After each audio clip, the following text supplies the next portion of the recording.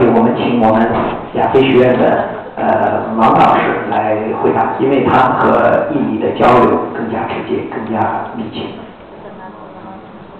Alright, concerning the first question, you may discover in your later part of the trip, when you visit Tsinghua or Beida, Peking University and China University, that you will realize that our university is not that big, and we have only 5,000 students and staff altogether.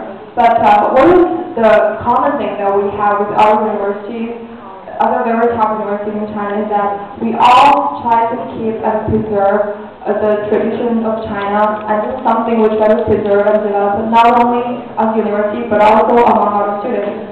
But while we're preserving traditional Chinese culture, we're trying to make our courses, lectures with an international perspective, especially in the globalized world.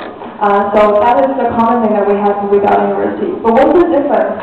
While we're small, while we have not that many students, we have a lot more professional perspective in terms of language, international trade, international relations, international culture exchange, and that's something we're so proud of.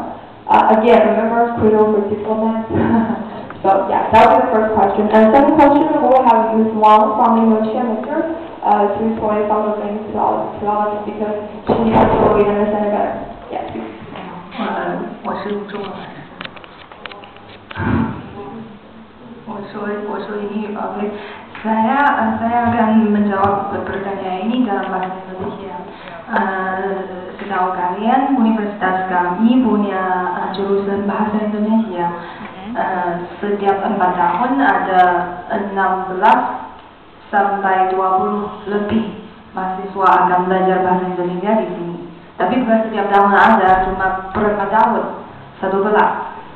Jadi sebut perhubungan antara jurusan kami dengan Indonesia ada kita punya program Dharma Siswa, biasanya ikut KBRI.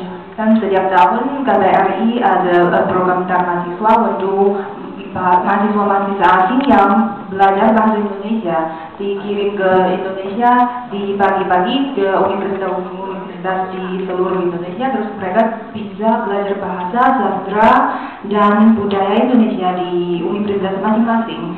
Nah, ini program yang pertama. Program kedua, kita juga punya mahasiswa pertukaran dari Indonesia dikirim ke sini.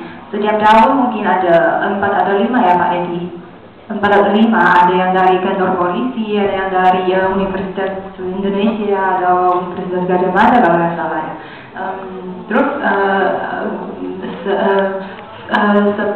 ada aktivitas, ada kegiatan kita sama KBRI, misalnya adalah KBRI menyelenggarakan pesta atau malam gembira atau ada pekan-pekan kebudayaan Indonesia, biasanya kita ikut aktivitas di sana. Nah, jadi ini umumnya seperti inilah. Oke. Terima kasih. 9 mau ini kan.